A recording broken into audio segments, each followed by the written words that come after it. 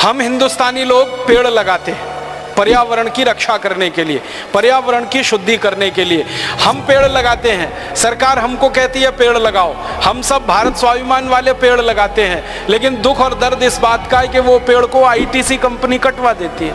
हर साल 14 करोड़ पेड़ कट जाते हैं।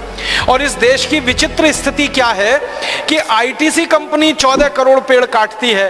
भारत सरकार की नजरों में वो कोई अपराध नहीं है, लेकिन गांव का कोई साधारण आदमी जंगल में जाकर पेड़ काटकर अगर लकड़ी ले आता है तो उसको जेल हो जाती है और उसको सजा हो जाती है।